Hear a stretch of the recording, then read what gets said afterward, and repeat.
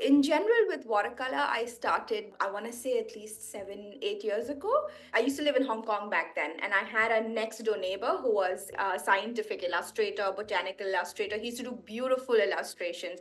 And I didn't know that. They had just moved in, and I went to visit him. Then suddenly he said he was an artist, and I was like, what? And I was like, show me all your stuff.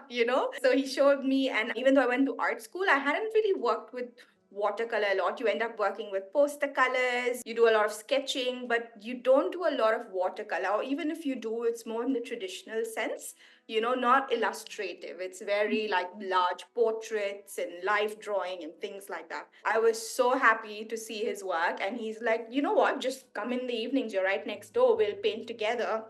And that's how it really started. Like, we would sit, and he taught me how to really use the techniques well, paints well. He bought me my first set of paint brushes from Singapore as well. He's Singaporean. I love that that's how it begun. Like, it was a little community thing. Yeah. And then my other neighbor joined us. So it was three of us that would just sit and paint. That's how watercolor started. I loved making like little illustrations. So you're not sitting there working on giant pieces. And you can actually gather on a table, 4 or 5 friends, and sit and paint together. So I really enjoyed that part, and that's how it got rolling. And then with making watercolor, I think after I started doing watercolor a lot, I got really intrigued by the process, by the medium. It's just such a beautiful, Shimona, I didn't go back to any other medium. Like, I was like, I get no, I'm that. done. This is it. Pre-COVID, I was in Edinburgh, and I went to this little art shop, and they had a whole lot of pigments Yeah. by Sennelier or something. And I remember thinking, I was like, what do they use these for? Like, back then, I hadn't even asked the questions like, how is paint made? None of that. Yeah.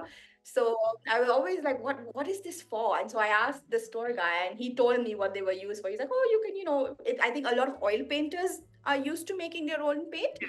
So he said it was like, oil painting, folks used to come and buy that and stuff. So I was like, okay, let me just grab a few and see what I can do with it.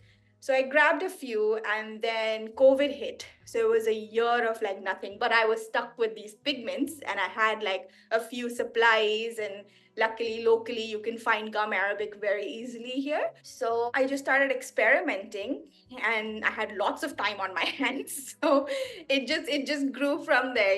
And then I was sharing it with my friends. I was teaching watercolor back then as well, so I was sharing it with students, things like that. And it just grew from there. Then it became an obsession, because I couldn't stop at 3 colors.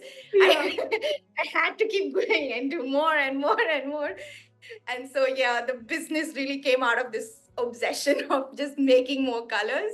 I love how everything was kind of born out of this curiosity of, okay, let's see what happens, let's try this. And there's always Exactly. kind of been community woven into it, like from the start of your journey to when you even started sharing about your pigment making journey Absolutely. and Yeah. all of that. I love that community part that comes with having a business. That's my Yeah. favorite. Love that.